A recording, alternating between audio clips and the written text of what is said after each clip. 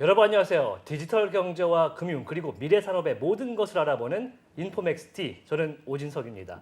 자, 오늘 제 옆에는요, 업라이즈의 이효석 이사 함께 진행해 보겠습니다. 안녕하세요. 안녕하세요. 네, 굉장히 오랜만에 이 자리에 옆자리에 하신 것 같은데 그러니까요. 어디 다녀오셨어요? 원래는 이제 휴가가 계획되어 있었는데 네. 취소되는 바람에 네. 집에 있었습니다. 그렇군요. 어쩐지 그래서 이효석 이사의 개인 채널에 영상이 굉장히 분석 영상이 많이 올라왔어요. 계속 올라가고 있죠. 네. 네, 매일매일. 7월을 돌아보는 영상도 이제 보니까 굉장히 많은 이야기를 하셨는데 시장이 어떻게 됐다고 생각을 하십니까? 이게 시장이 좋은 것도 있고요. 예. 안 좋은 것도 있는데요. 7월의 시장은 안 좋긴 안 좋은데 생각보다는 덜 안 좋네. 생각보다 덜 안 좋았다. 네, 그렇게 정리할 수 있을 것 같고요. 생각보다 덜 안 좋은 구간에서 좋은 구간으로 넘어갈 수 있느냐가 이 관건인 것 같은데 아직은 그런 상황은 아니지 않을까 그런 생각이 좀 드네요. 크립토 시장은 어떻게 보셨어요? 전체적으로 매크로 영향을 받을 수밖에 없기 때문에 지난주에 있었던 FOMC 영향을 분명히 받았던 것 같아요. 네. 그리고 파월 의장의 발언에 대해서 여러 가지 해석들이 있죠. 근데 사실 보면은 일단은 금리 인상을 천천히 하겠네? 와, 좋다! 이거는 반영이 됐단 말이에요. 네. 근데 반대로 생각해 보면 야, 금리 인상 얼마 못 하겠네? 근데도 인플레 안 잡히면 어떡하지? 이런 걱정도 할 수 있어서 약간 양극단에서 생각을 해봐야 될 것 같아요. 그래도 시장이 최근에 그래도 올라오는 분위기를 보이고 있기 때문에 이 분위기를 어디까지 끌고 갈지 좀 기대가 되는데 그럴수록 뭐 문제가 생긴다든지 투자자들이 보호를 받지 못하는 상황이 생기지 않으면 정말 좋겠다는 생각이 듭니다. 제가 잘 말했죠? 네. 투자자 보호가 가장 중요한데 그럼요. 오늘 그래서 저희가 투자자 보호 관련된 이야기를 준비해 봤습니다. 인포맥스티의 인사이트로 바로 출발해 보시죠.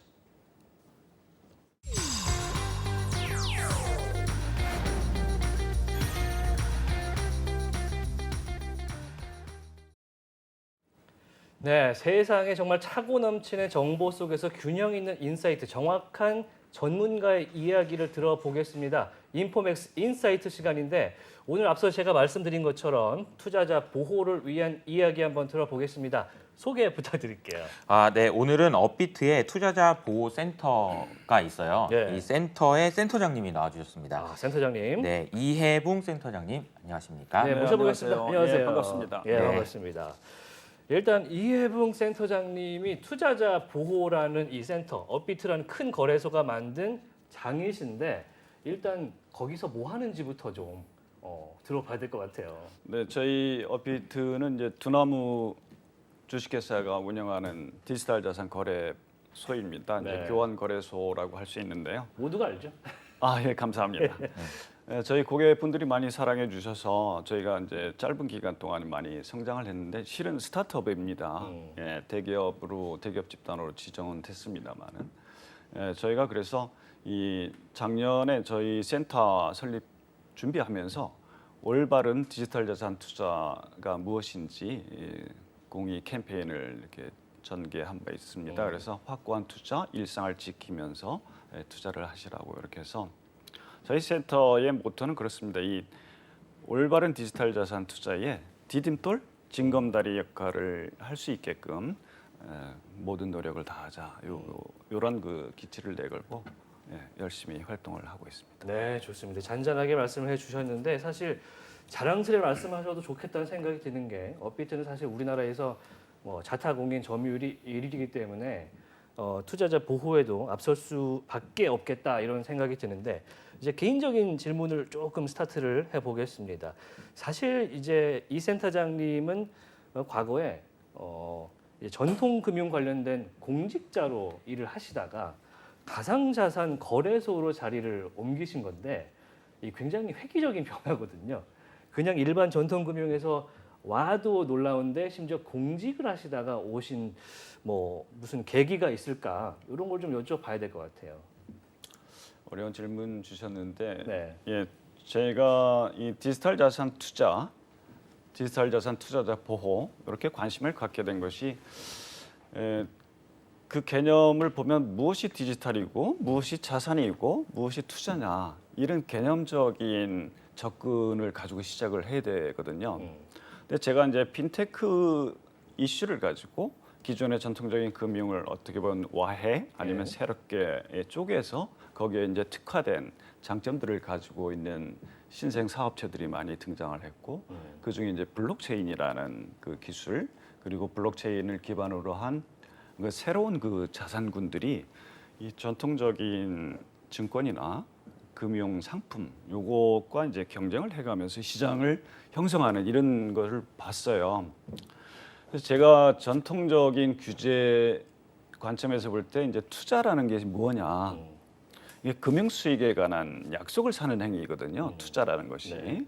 그래서 그러한 그 금융 수익에 관한 약속을 하는 자가 누군지 그리고 어떤 약속을 하는지 또 약속대로 하고 있는지 주체와 행위와 그렇습니다. 그래서 약관. 이 디지털 자산 분야에 있어서도 그러한 그 뭐 ICO도 얘기를 합니다만은 자금 조달을 하는 행위 주체가 누구인지 그 행위 주체가 일반 투자자들을 상대로 해서 어떤 약속을 하는지 이런 것들을 이제 보여주게 할 필요가 있다.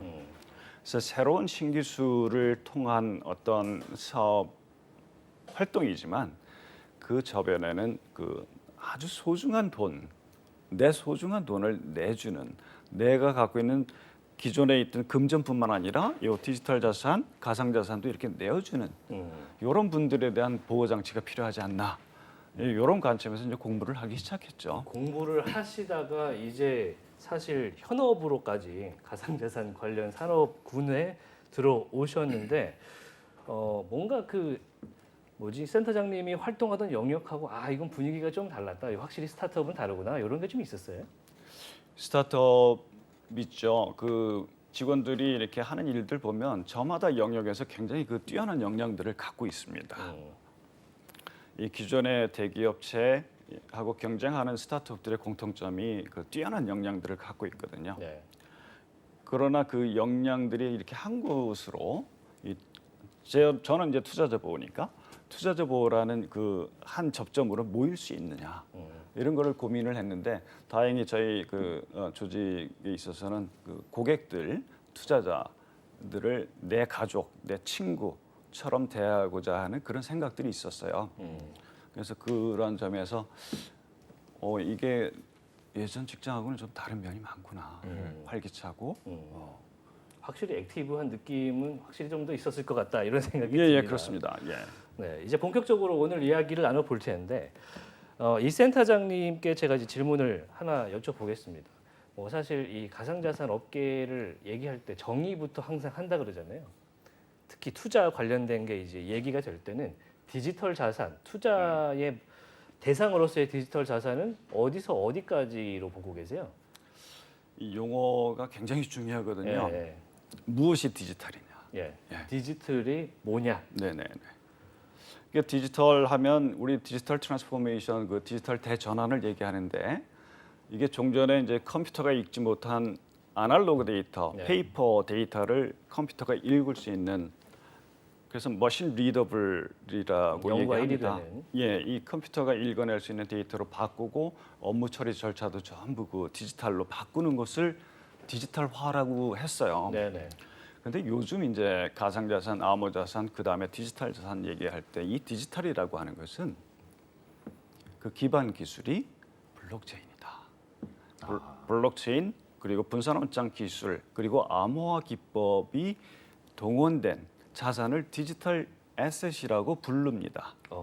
그래서 저는 지금 말씀 중에 죄송한데 네네네. 제가 생각했던 것보다 한 단계 더 나가셔서 네네네. 살짝 놀랐거든요. 네네. 이 디지털 자산은 블록체인이 일단 기반이 돼야 된다. 그렇습니다. 어. 그래서 유로존에서는 저 EU 쪽에서는 이제 암호자산이라고 불러요. 네. 거기 이제 그 기반 블록체인과 분산원장 기술의 그 블록이 체인으로 연결되는 그 과정에서 예.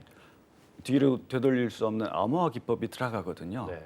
그래서 이제 암호자산이라고 부르고 그래서 변조가 안 되고. 예, 예. 그래서 이 미국 쪽에서는 똑같지만 이거를 디지털 자산이라고 하고 그 범위는 우리나라에서 얘기하는 가상자산 그리고 국제 자금 세탁 방지 기구가 얘기하는 가상자산뿐만 아니라 네. CBDC 들어보셨죠? 네. 중앙은행이 발행하는 디지털 화폐 예. 그리고 기존의 금융 상품을 디지털로 이 블록체인 기반으로 이렇게 표시한 것들 이런 것까지 전부 포함하는 개념으로 넓혀지고 있습니다. 정리해서 말씀드리면 디지털이라는 개념이 어떤 숫자 개념에서 좀 더 한 단계 더 넓어졌다. 그 넓어진 부분을 블록체인 분산원장 기술이 개념이 들어가 있다. 이렇게 이해를 하시면 오히려 좋습니다. 우리가 이제 구시기로 생각하는 디지털이 있고 실제로 이제 디지털이라고 해야 되는 디지털이 따로 있고 네, 맞습니다. 예전의 디지털은 우리가 흔히 아는 것들이 전산화가 된 게 디지털이구나 이랬는데 이제 그게 아니라는 거죠. 근데 이게 말씀 중에 굉장히 다양한 용어들이 나왔거든요. 네네네. 그러니까 뭐 암호 자산, 크립토, 뭐 가상 자산, CBDC. 디지털 자산, 뭐 CBDC, 블록체인, 뭐 굉장히 복잡한 용어들이 나왔지만 결과적으로는 그러니까 디지털 자산을 정의하기 위해서 블록체인이 들어가야 된다라는 이야기는 굉장히 좀 인상적이긴 하네요. 블록체인의 매력 그러니까 블록체인이라는 거를 미래의 디지털 자산이라고 이제 정의를 하셨는데 이 센터장님이 보는 블록체인의 최대 장점은 뭔 것 같으세요? 크게 한 4가지 정도 특징이 있는데요. 제일 중요한 것이 이 앨런 재무부 장관도 얘기를 예. 했는데 전통적인 금융상품 아니면 디지털 데이터의 제일 맹점이 뭐냐면 복사해서 붙여넣기가 가능하다는 거예요. 그렇죠. 그런데 이 블록체인은 복사해서 붙여넣기가 안 된다. 그거를 이제 요 비트코인 그 백서에 보면 더블 스펜딩이라는 용어가 나와요. 더블 스펜딩. 예, 중복 사용 또는 이중 사용 이거를 못하게 하는 기법을 여기에 담았다.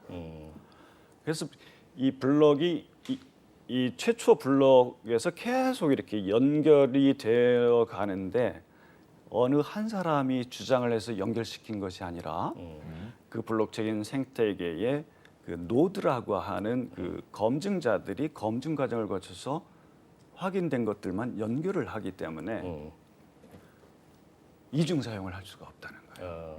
합의에 의한 그렇습니다. 통제 기술이기 때문에. 예, 합의 메커니즘이 있기 예. 때문에 그것이 또 암호화 기법으로 네. 해시라는 암호화 기법으로 연결되었기 때문에 이 한 번 쓰고 또 쓰고 이런 것이 안 된다는 거죠. 그래서 그런 것이 제일 큰 장점이고 그리고 투명성입니다. 그 사람이 그 유저가 누구인지 오진석 앵커님이다 이렇게 특정할 수는 없지만 네. 그 어디에서 출발해서 어디로 가고 있는지 그런 것은 이 블록체인 네트워크를 통해서 다 확인을 할 수 있다. 네. 그래서 이 투명성이 굉장히 기록이 장점. 남아 있고. 예, 그렇습니다. 그래서 이제 블록체인의 장점을 얘기 드린 이유는 이제 나라에서 우리나라가 이제 정부가 윤석열 정부로 바뀌고 나서의 기조의 블록체인에 대한 입장 그리고 가상자산을 보는 입장이 어떤 장점을 보느냐가 사실 또 거기에 관여가 되거든요. 금융이라고 생각을 하시는지 아니면은 그냥 기본적으로 우리가 사고 팔 수 있는 이머니 같은 거라고 생각을 하시는지 요 관점이 좀 나뉘어야 될 것 같은데 어떻게 보세요? 이 금융이라고 봐야 될 것 같습니다. 왜냐하면 이 그동안에 이제 전 세계적으로 각 나라 규제 당국들이 이 가상자산 이쪽 부분은 금융이 아니라고 했어요. 누군가 하겠지 이렇게 방치를 했었습니다. 이게 예. 지금 아마 들으시는 분들에 따라서 이해도 차이가 있을 수 있어서 금융이다, 금융이 아니다 이게 무슨 의미가 있는 거예요? 아, 그게 굉장히 차이가 있습니다. 좋은 질문입니다. 왜냐하면 금융이라는 것은 제가 아까 투자는 금융 수익에 관한 약속을 사는 행위라고 했는데요. 네. 금융은 기본적으로 이 당사자들 간에 돈이 오가고 그리고 돈이 오가는 그 관계 속에서 리스크라고 하는 위험의 전가 또는 리스크 테이킹이 있거든요. 그렇죠. 그러면 그러한 그 거래 관계에서 발생하는 위험 요소를 어느 정도까지 거래 상대방이 알고서 하느냐, 알고서 떠맡느냐 이 부분이 이 금융 규제, 증권 규제에서 굉장히 그 중요한 요소거든요. 예. 그래서 그 동안에는 이제 금융이 아니라고 해서 이제 규제 당국들이 사실은 이 발을 디디기를 싫어했었어요. 그리고 경고는 많이 했죠. 이건 기존에 규제도 없고, 그리고 손해가 발생하더라도 어떻게 이제 그 호소할 수가 없다. 그러나 이제 그 이 디지털 자산 범위를 제가 아까 넓게 말씀드렸잖아요. 넓게 하다 보니까 금융성 활동을 통해서 자금이 오가고 그 뒤에 있는 전문 투자자들이 아닌 일반 투자자들을 보호할 필요성이 커지게 됐다는 거죠. 이게 위험이라는 단어가 나왔는데 이 위험이라는 단어만 가지고도 한참 얘기할 수가 있거든요. 왜냐하면 누군가가 이 거래를 하는 거잖아요. 네. 거래를 하는데 위험을 던져준 거야. 근데 그 위험을 받았어. 근데 그 위험을 어느 정도 알고 한 거야? 이 질문에 대한 대답인 거거든요. 똑바로 알고 한 거 맞아? 아니면은 어디 모르고 그냥 어디서 사기 당한 거 아니야? 이런 이야기예요. 그래서 이 부분을 위험에 대한 그 정의가 들어가 있느냐 아니냐에 따라서 금융이냐 금융이 아니다 이렇게 생각할 수 있다고 했는데 금융이다라고 봐야 된다는 거죠. 금융이라기보다 금융성 활동이다. 금융성 활동이다. 금융성 활동이다.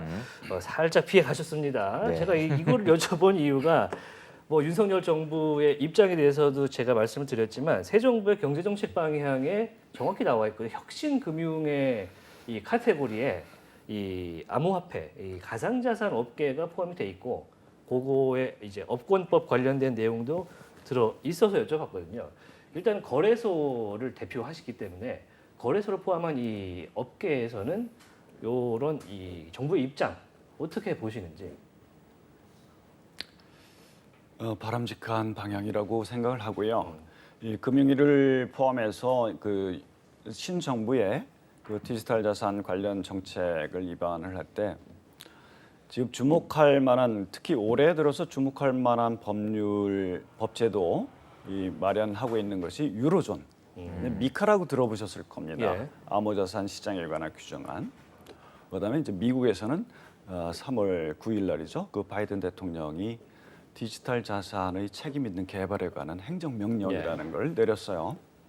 그래서 미국 그 연방 정부 모든 기관들이 이 보고서를 준비를 해야 됩니다. 대통령한테 보고할 그 기한을 이제 180일, 210일 이렇게 주었어요. 예.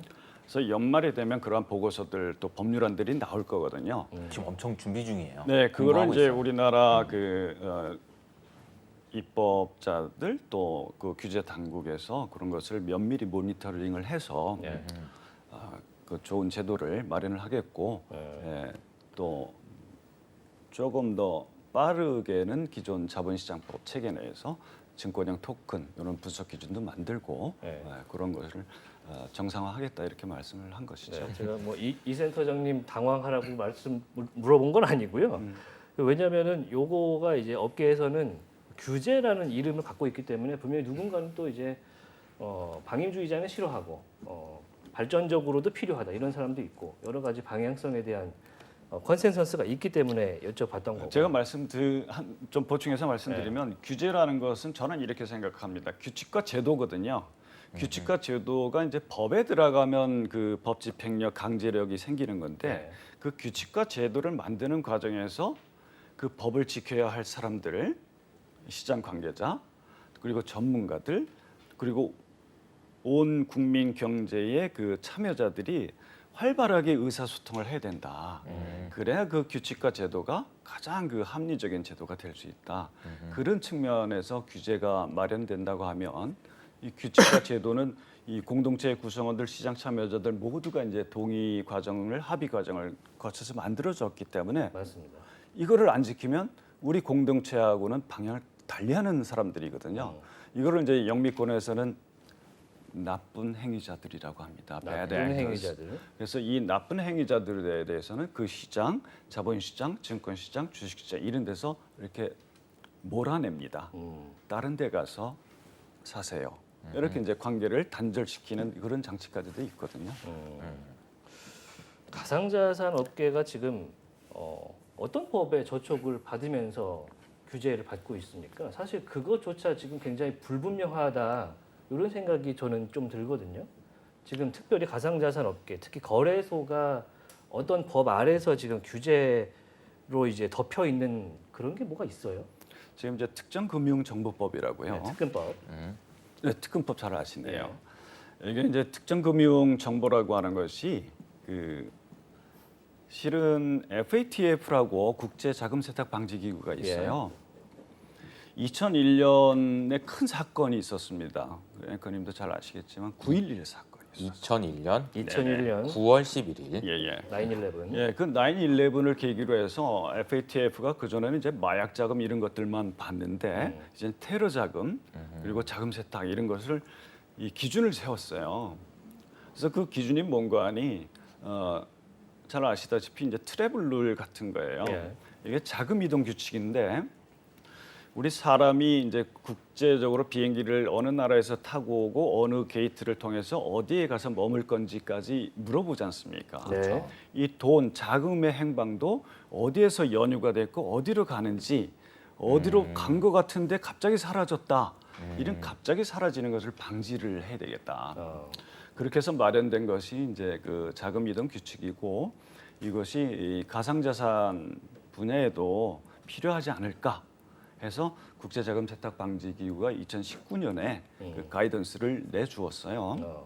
그래서 이것을 이제 어떻게 보면 가장 빨리 이렇게 법률에 반영한 것이 이제 대한민국이고 가상자산 업계예요, 말이죠. 예. 그래서 가상자산의 그 이동에 있어서도 그 자금 세탁 방지 의무가 필요하다. 이것이 이제 반영된 것이 특금법, 특정금융정보법입니다. 그래서 그 이행을 지금 잘 하고 있고요. 이 가상자산 거래소뿐만 아니라 이 가상자산 전체적으로 볼 때 또 법규가 하나 있긴 있어요. 그것이 이제 상관습법이죠. 상관습법. 상관습법. 예. 제가 이제 투자 계속 말씀을 드리는데 우리가 소비 생활할 때도 이렇게 들여다보고 삽니다. 하물며 내 돈을 내어주고 이 리스크를 떠안는 이런 투자 활동에 있어서는 그 투자 대상물 그리고 투자 대상물을 나한테 권유하는 사람에 대해서 정확히 알아보고 해야 그럼요. 되거든요. 그래서 우리나라도 묻지마 투자하지 마라. 자기 책임 원칙이다. 이런 얘기를 많이 하지만 네. 이 서구에서는 그 상관습법으로 형성된 것이 들여다볼 권리가 있다는 거예요. 들여다볼 권리. 예. 그것을 그 영미권에서는 그 캐비엇 엠토르라고 합니다. 캐비엇 엠토르. 네. 사는 자여 주의해서 살펴봐라. 그리고 상대방한테 뭔지 열어서 보여줘라.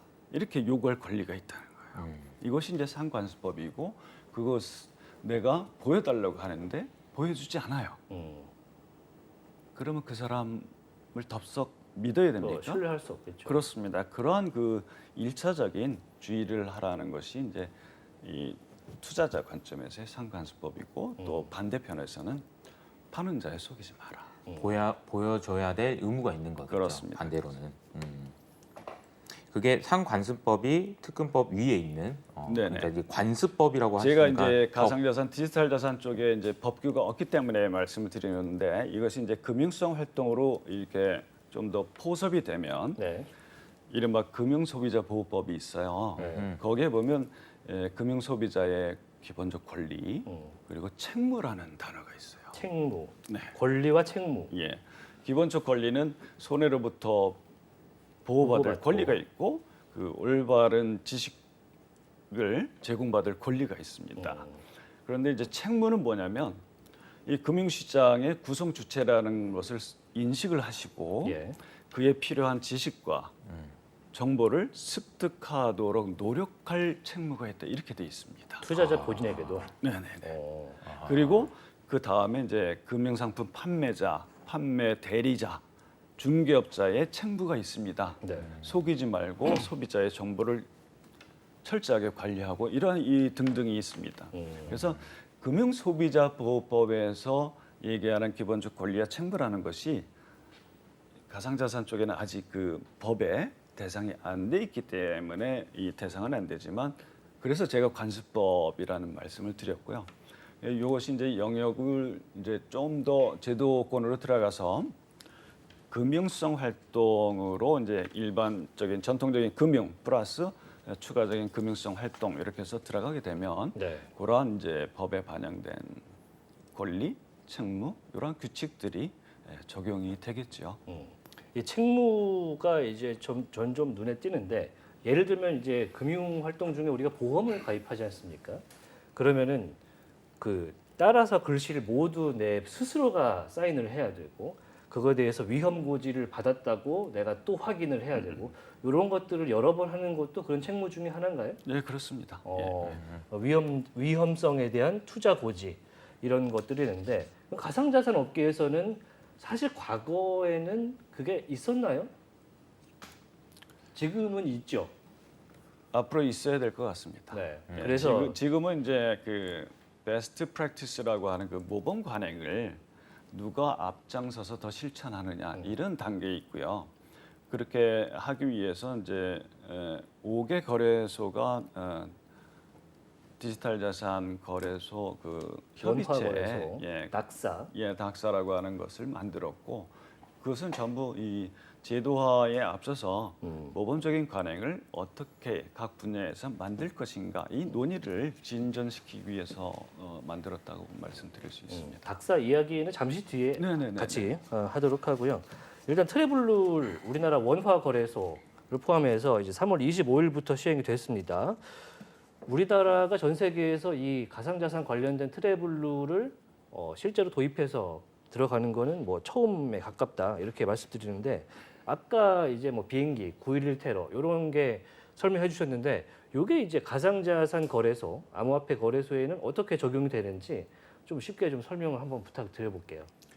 예, 전통적인 금융이라든지 은행 쪽에서 보면 돈이지 않습니까? 네. 이 돈이 어디에서 어떤 은행에서 어떤 은행으로 가는지 그럼 은행은 대행을 해주지 않습니까? 네. 은행의 고객이 이제 출금 지시해서 이체 지시를 하면 저쪽 미국에 있는 은행으로 보내라. 네. 그러면 이제 중간에 또 스위프트라고 스위프트가 해서 있죠. 이 경유해서 갑니다. 그러면 그 과정에서 전부 기록이 남거든요. 네.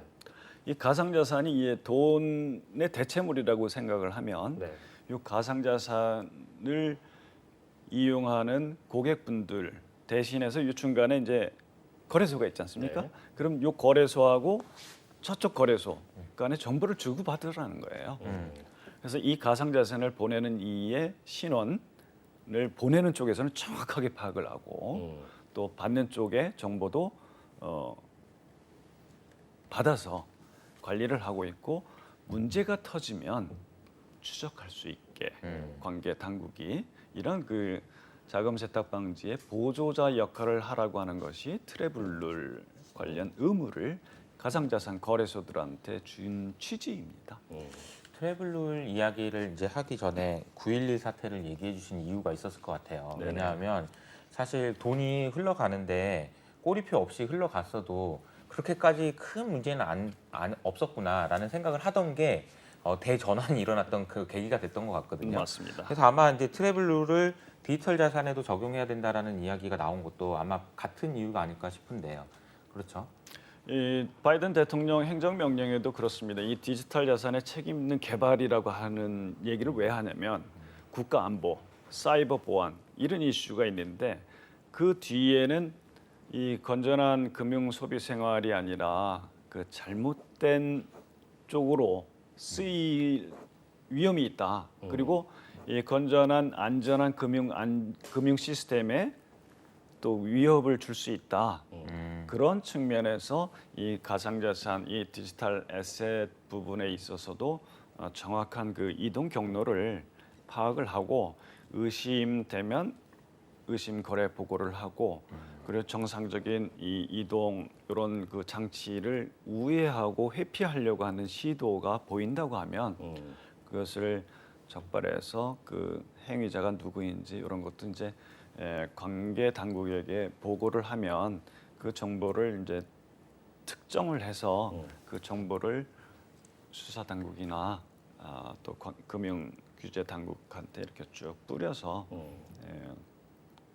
예방 또 사후 적발, 사후 조치 이런 것을 할 수 있게끔 하는 것이 그러니까 모든 규제에는 사실 장점도 있겠지만 단점도 있을 수 있다고 그렇죠. 생각하는 네. 게요. 우리나라에서도 비슷하게 김영삼 정부 때죠.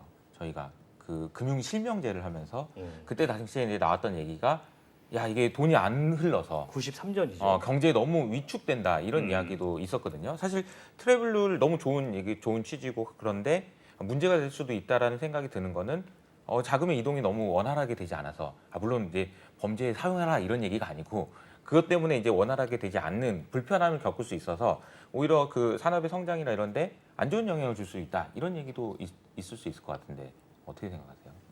저는 그 반대 입장에서 말씀을 드리면 이게 정상적으로 흘러가는 자금, 가상자산은 제한이 없다고 봐야 됩니다. 네.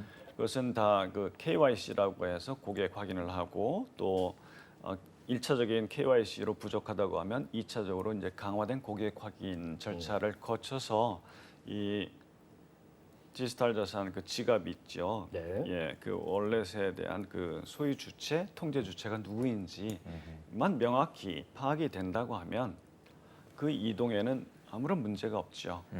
그러나 이제 뭐 100만 원 이렇게 트래블 적용 단위가 있습니다. 그건 이제 FATF가 뭐 US 달러 1,000불 요 기준 제시를 했기 때문에 이제 그렇게 되고 있습니다만은 그거를 쪼개 가지고 뭐 네. 99만 원 이런 식으로 계속 여러 건을 누적한다. 이건 또 합산해서 이렇게 걸러내야 되지 않겠습니까? 그렇죠. 그런 그 회피를 또 이렇게 포착하는 이러한 룰도 있고 그래서 그러한 그 비정상적인 경로 또는 조달 자금 또 불법에서 유래하는 자금들 이런 것들이 좀 곤란할 수 있는 것이지 정상적인 자금 이동에는 큰 문제가 없다 이렇게 봅니다. 저도 은행에서 이제 직장 생활을 했었잖아요. 예. 그래서 은행에서 보면은 꼭 990만 원씩 송금하시는 분들이 있어요. 이유가 있어요? 1,000만 원 넘으면 또 신고가 되거든. 뭐 아, 예를 들어 그런 걸 피하기 위한 거죠. 그러니까 그렇지. 그런 걸 피하기 위해서 뭐 입금할 때도 현금을 입금하실 때도 900만 원 들고 와서 입금하시고 이런 것도 많이 있었어요. 그럼 지금 거래소에서도 99만 원씩 끊어갖고 이렇게 아니 뭐 그럴 수도 있고 뭐 그런 신고 안 것도 해도 같이 되는 조사해야 된다는 그 얘기인 단위가 이렇게 나오면은 또 쉽게 눈 감을 수 없는 것이 네. 그 자금 세탁 방지 의무가 특정금융정보법에 의해서 주어졌기 때문에 네. 볼 수 있었음에도 불구하고 그렇게 하지 않았다고 하면 모종의 책임은 져야 되는 그런 결과가 될 수 있습니다.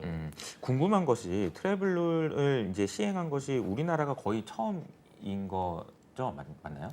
지금 다른 나라의 상황은 어떤지 좀. 예, FATF가 동료 평가를 하거든요. 12월 단위로. 네. 그래서 2019년 그 가상자산 그리고 가상자산 사업자에 대한 그 가이던스가 나왔어요. 네. 그 나오고 나서 매 12개월 단위로 지금 평가를 하고 있습니다. 아하. 그래서 이 동료 평가가 있기 때문에 안 하면 안 돼요, 사실은. 아하. 그런 그 구속력이 좀 있습니다. 레커멘데이션이 그리고 주석서도.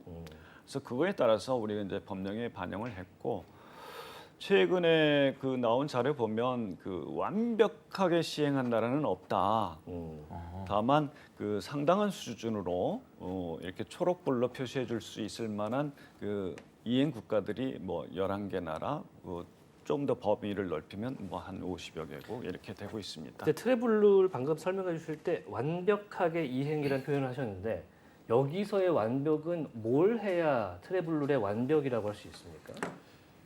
이게 지갑을 기준으로 할 때 그 네. 거래소들이 위탁 관리하는 그 지갑이 있습니다. 네. 이걸 이제 호스티드 월렛이라고 하는데 그럼 호스티드 되지 않은 게 있잖아요.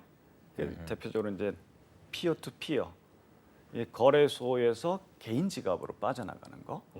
그리고 이 디파이 또 NFT 중에서도 이제 조각 투자, 요 조각난, 프랙셔널 그 NFT라든지 이런 것도 이 자금 세탁에 가능성이 있죠. 아니면 테러 자금 조달의 수단이 될 수도 있지 않을까 하는 것이 FATF의 생각이고 그리고 이 그 자금 세탁 방지 규칙을 적용할 대상자들 범위도 기존의 금융사들뿐만 아니라 이제 가상자산 취급업자들, 중개업자 이렇게 들어가고 카지노 이런 게 다 들어가 있지 않습니까? 범위를 조금 더 넓히라고는 돼 있어요. 그런데 이제 각 나라별로 보면 정치적 유명인 이런 분들 아니면 변호사 이런 분들이 좀 안 들어가 있기도 하고 그런 관점에서 국제자금세탁방지위가 제시하는 이 모든 기준을 이 가상자산 쪽에 완벽하게 그 다 적용한 레커멘데이션에 나와 있는 거를 완벽하게 이행하는 나라는 아직 보이지 않는데 네. 계속 평가를 해가면서 이제 이렇게 권고를 하는 거죠. 네. 그러니까 우리가 완벽한 나라가 될 가능성도 있어 보이긴 하는데 근데 저는 이제 설명을 들으면서 이런 생각이 좀 들어요. 사실 요게 투자자 보호를 하긴 하는데 투자자를 보호하기 위해서 만들어진 규제라기보다는 예, 아닙니다. 자금 세탁의 최종 목적이 자금 세탁 방지에 최종 목적이 있는데 그 과정에서 투자자 보호도 이제 겸해서 할 수 있는 그런 성격을 가진 게 아닌가 트래블러요? 생각이 드는데. 트래블룰은 그야말로 자금 이동 규칙이고 자금의 이동에 관한 그 사전, 중간, 사후 이렇게 추적 관리할 수 있는 그런 장치고요. 투자자 보호를 위한 것은 제가 아까 그 말씀드렸듯이 금융 수익에 관한 약속을 누가 하는지 어떤 약속을 하고 있는지 이런 거를 보여줄 수 있는 장치가 필요하다는 거예요. 그래서 그러한 보여주라고 요구할 수 있는 주체가 있다고 하면 그 주체에 대해서 너에 대한 정보를 알려줘. 이 발행인에 관한 정보지 않습니까? 개발 경험이 어떤 것이 있는지, 그 과거에 어떤 그 자금 조달 행위가 있었는지, 관계자들이 그 토큰들을 어떻게 갖고 있는지 이런 것을 알려줘라. 그 다음에 그 가상자산에 관한 직접적인 정보, 코드가 어떻게 쓰여져 있는지, 코드는 감사를 받아서 위험성이 상당히 이렇게 필터링이 됐는지, 그리고 총 판매량, 발행량은 어떻게 되고 있는지, 로드맵은 어떻게 되고 있는지 이런 것들을 투자자분들도 알아야 된다 이제는. 그래서 그런 정말 알아야 되고 알려드려야 될 정보가 무엇이 있을까 이런 거를 이제 각 나라에서 그 규제 장치, 투자자 보호에 필요한 규칙 또는 제도로서 어떤 것이 필요한가 이런 거를 이제 생각을 하는 단계가 됐죠. 우리가 아까 말씀하신 중에서 금융으로 인정해주냐 안 해주냐 그런 이슈도 있었다고 얘기해 주셨고, 그런데 규제를 한다라는 것 자체는 막는다, 안 좋은 부정적인 이미지도 있지만 규제를 한다고? 그러면 디지털 자산을 인정한다는 인정하는 건가? 거지. 예. 인정을 하니까 규제를 하는 거지. 이렇게 그렇죠. 생각을 할 수도 있단 말이에요. 그런 측면에서 보면 규제가 디지털 자산 시장에는 또 어떤 영향을 줄 수 있는지 이런 생각 좀 질문도 드려보고 싶거든요. 두 가지 효과가 있습니다. 하나는 블록체인 디지털 자산 산업 전체의 건전한 육성. 요거는 이제 국민 경제에 기여하게끔 기회를 주는 것이죠. 그 기회를 주는 반면에 투자자들, 특히 이제 전문 투자자, 적격 투자자가 아닌 일반 대중 투자자들이죠. 이 일반 투자자들에 대한 보호 장치를 어떻게 그 의무를 이행해 가면서 할 것이냐. 이런 관점에서 두 가지 투 트랙으로 접근을 해야 된다 이렇게 말씀드릴 수가 있습니다. 제가 예를 한번 말씀드릴게요. 예. 이 프랑스가요. 네. 프랑스에 그 젊은 대통령이 있었지 않습니까? 최근에? 예, 네. 마크롱 대통령. 마크롱 네. 대통령. 예. 크롱크롱. 예, 이 마크롱 대통령이 정당을 하나 만들었어요. 네네. 앞으로 갑시다. 이 일은 정당이죠. 네. 앙마르쉐. 앞으로 전진당이죠, 쉽게 얘기하면. 전진당. 이 당을 가지고 이제 당선이 돼서 제일 처음 간 곳이 프랑스 파리에 있는 그 핀테크 지원 센터 같은 곳이었어요. 거기서 우리 프랑스를 스타트업의 네이션으로 만듭시다 이런 캠페인을 벌이고 우리 중견 중소 강소 기업들이 국민 경제에 기여하려고 노력을 하고 있고 이 든든한 허리 역할을 하고 있는데 발목 잡고 있는 것들이 많습니다. 이거를 없애는 작업에 돌입합시다. 온 나라, 온 국민, 온 전문가들이 그렇게 해서 그 TF를 어마어마하게 만듭니다. 625개를 만들었고 그것이 프랑스의 중견 중소기업들이 독일 그리고 이웃 나라 경쟁국과 상대할 수 있게끔 기회를 주자, 성장할 수 있게끔 또 쉽게 변화할 수 있게끔 그래서 만든 법이 기업의 성장과 변화에 관한 액션 플랜법입니다.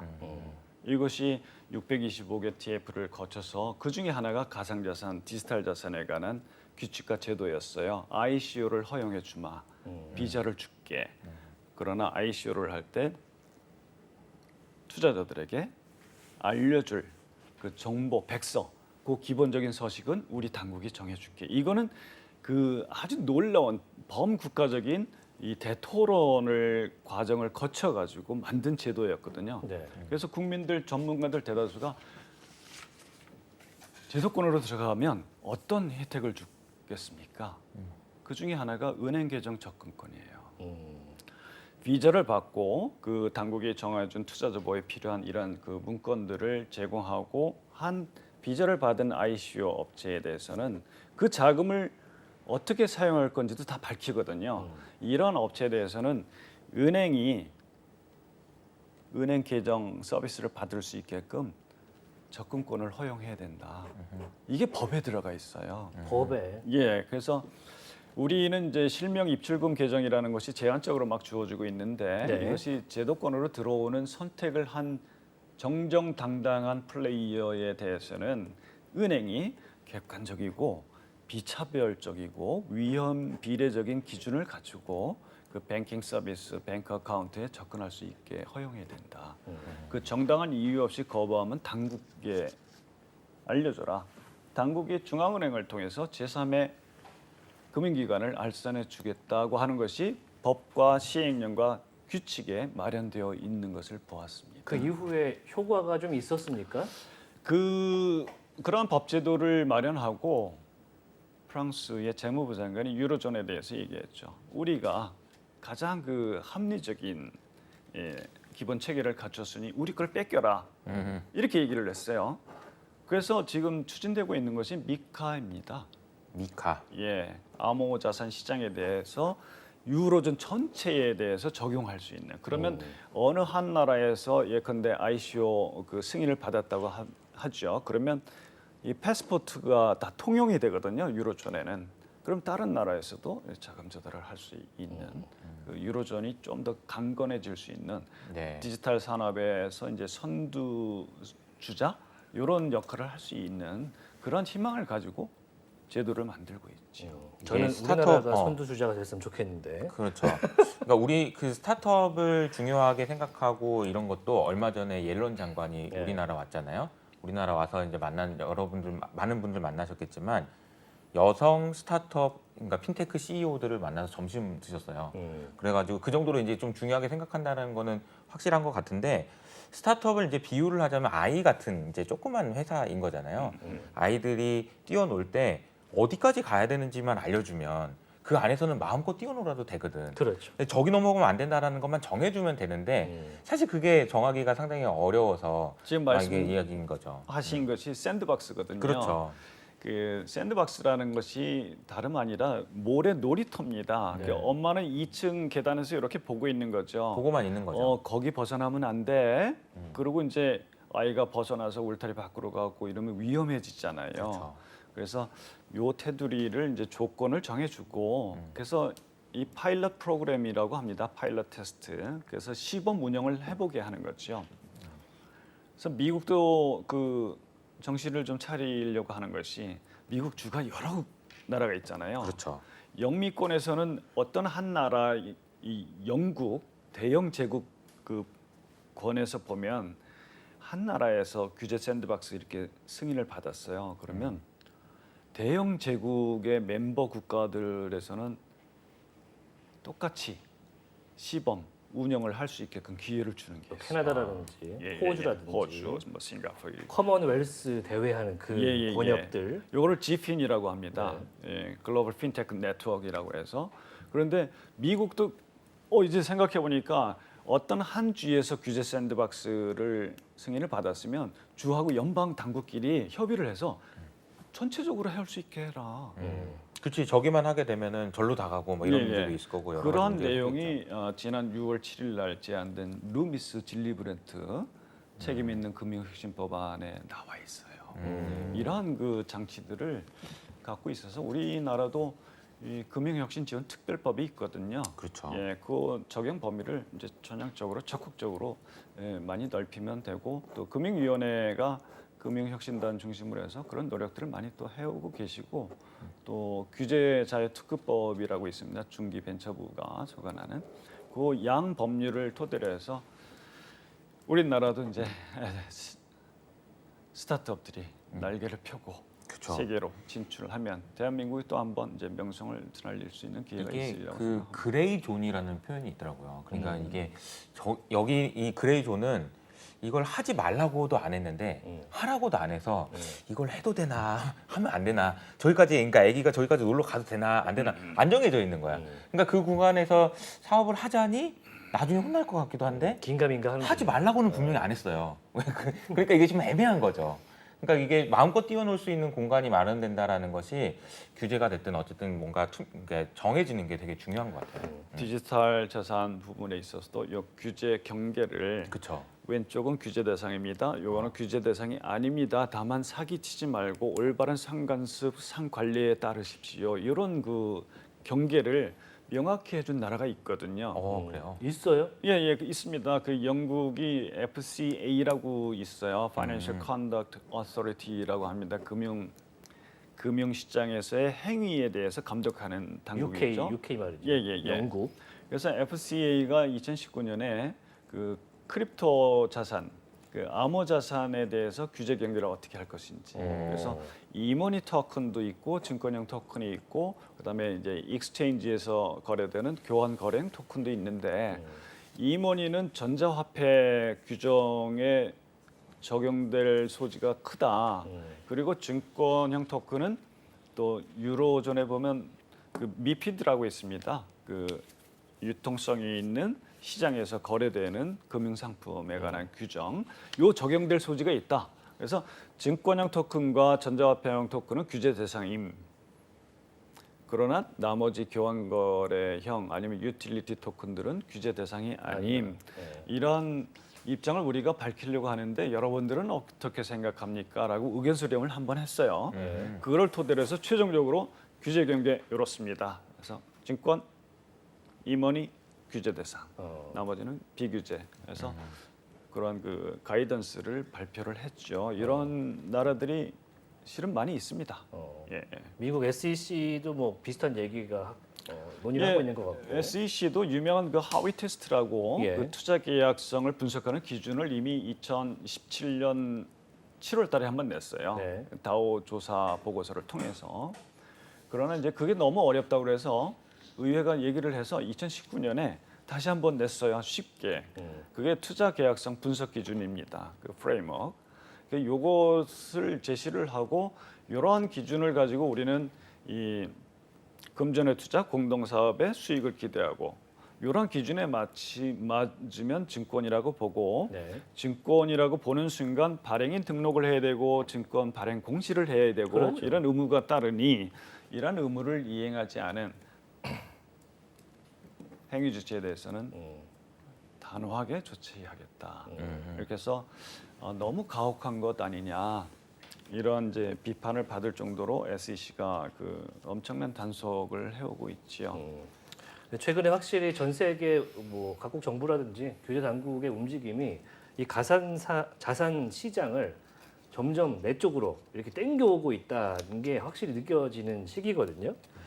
그런 와중에 이제 거래소에서 또 사실 이세타장님이 나오셨으니까 최근에 5대 원화 거래소가 자율규제 기구를 모여서 좀 하나를 만들었어요. 닥사 아까 말씀하셨던 기구가 있는데 여기서 저는 이제 보통 눈길 끌었던 것은 뭐 투자자 보호도 보호인데 상장과 폐지의 요건의 공통 가이드라인을 좀 얘기를 해보겠다. 여기서 논의될 만한 게 구체적으로 뭐가 있는지.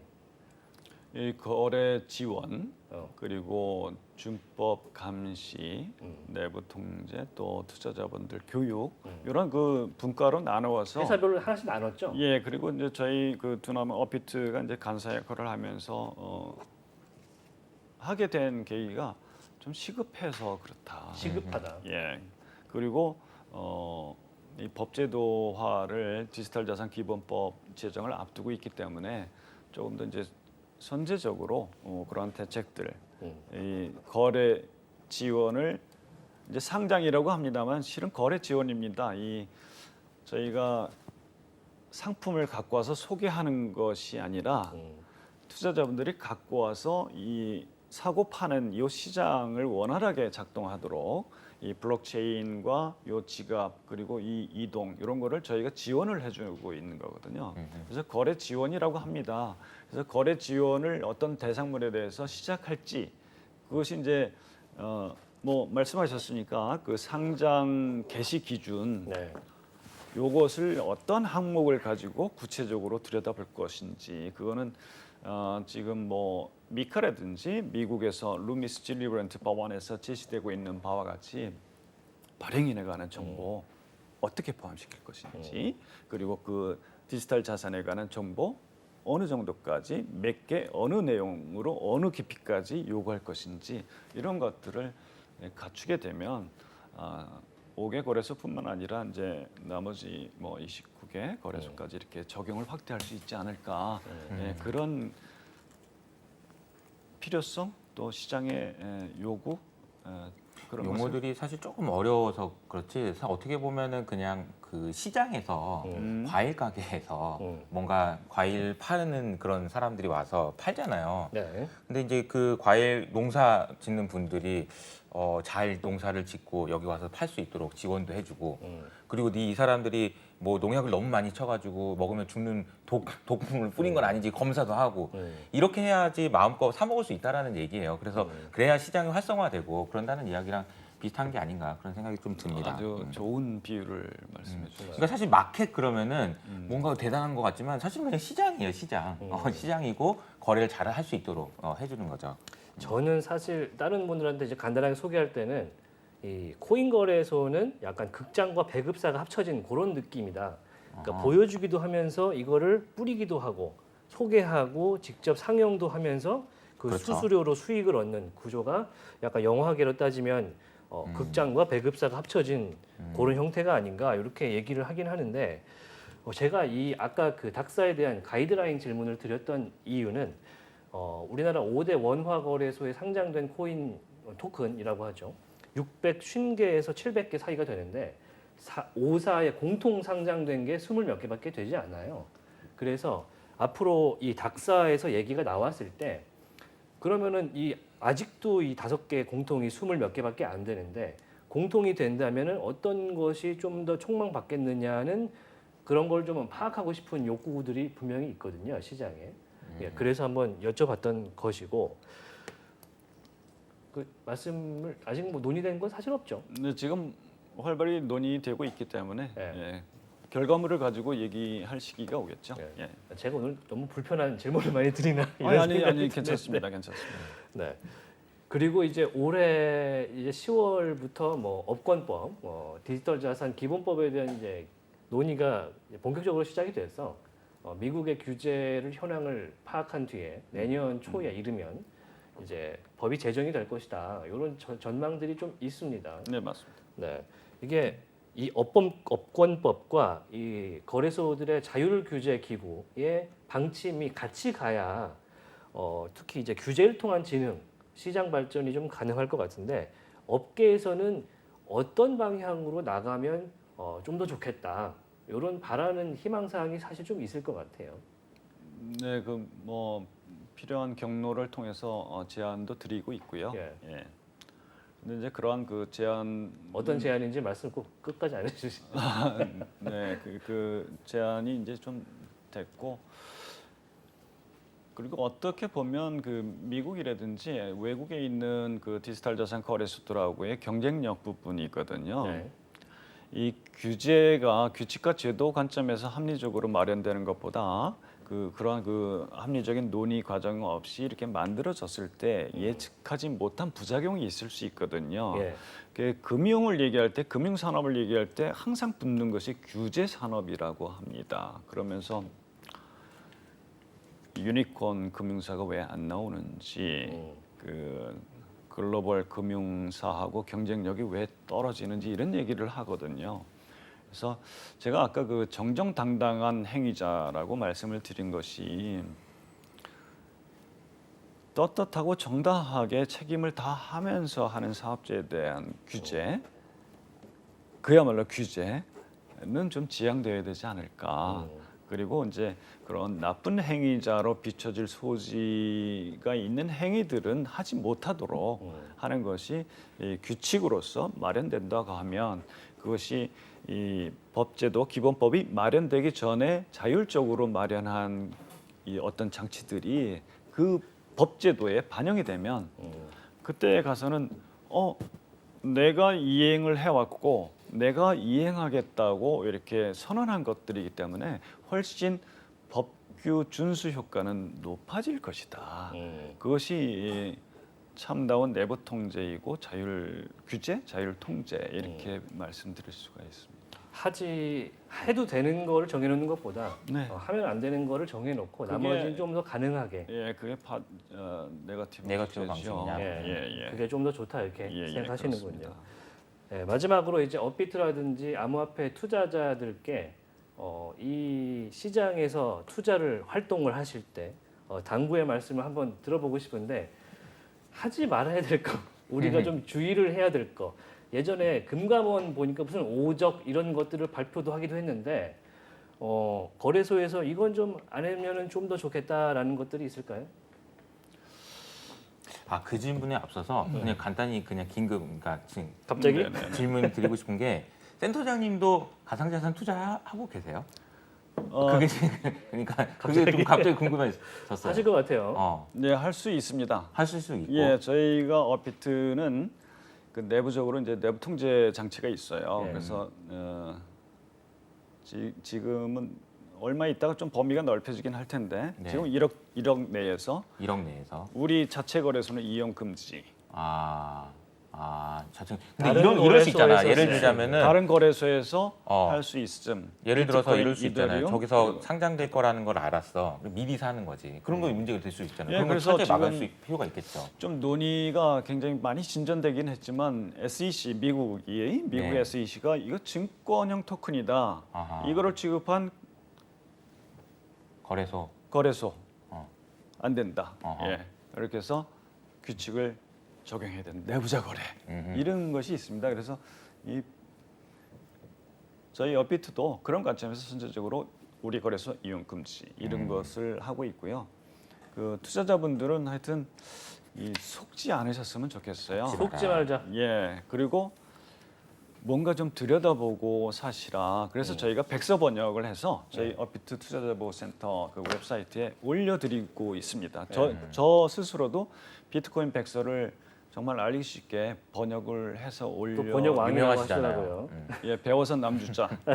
이것이 저 네. 생활 신조. 신조입니다. 코인 관련 투자 문자 메시지 이런 거 보고 투자하시는 분들이 생각보다 많습니다. 맞습니다. 그런 거 보지 마시고 사실 내가 거래를 하는 거래소 가면은 정보들을 친절하게 다 올려놓으니까 그런 걸 좀 참고하시면 좋겠고 네. 오늘 마지막으로 짧게 출연 소감 한번 듣고 마무리하도록 하겠습니다. 자주 나와서 소중한 말씀, 지혜로움을 좀 이렇게 나눴으면 좋겠습니다. 오늘 좋은 질문들 주셔서 네. 이런 기회가 좀 많으면 참 좋겠다 이런 생각을 합니다. 불러주셔서 정말 감사합니다. 네, 오늘 나와주셔서 대단히 고맙습니다. 네, 업비트의 고맙습니다. 투자자 보호센터장이신 이해붕 센터장과 함께했습니다. 고맙습니다. 감사합니다. 예. 자, 인포맥스티 오늘도 벌써 마칠 시간이 됐습니다. 아주 그냥 꿀 같은 정보들, 인사이트 들어봤는데 어떠셨어요? 이렇게 용어들이 좀 어려울 수 있어서 네, 오늘 좀 난이도가 있었죠. 난이도가 이게 집중을 엄청 해서 저도 들었고요. 아마 이제 좀 복잡하고 어렵지만 굉장히 좀 중요한 내용이라서 여러분들이 많이 아시고 또 아까 말씀해 주신 것도 있지만 서로 이게 어떤 게 맞는지에 대해서 이야기들이 많이 되는 게 무엇보다 중요할 것 같아요. 그렇습니다. 네. 이 암호화폐 거래소에 대한 생각은 각자가 다를 수가 있지만 분명한 건 우리가 거래라거나 투자 활동, 경제 활동을 할 때 굉장히 핵심인 곳이기 때문에 오늘 이야기 꼭 한번 되새겨 보셨으면 좋을 것 같습니다. 자, 인포맥스티 내일 이 시간에 찾아뵙도록 하겠습니다. 인사하면서 끝내도록 하겠습니다. 시청해 주셔서 대단히 고맙습니다. 안녕.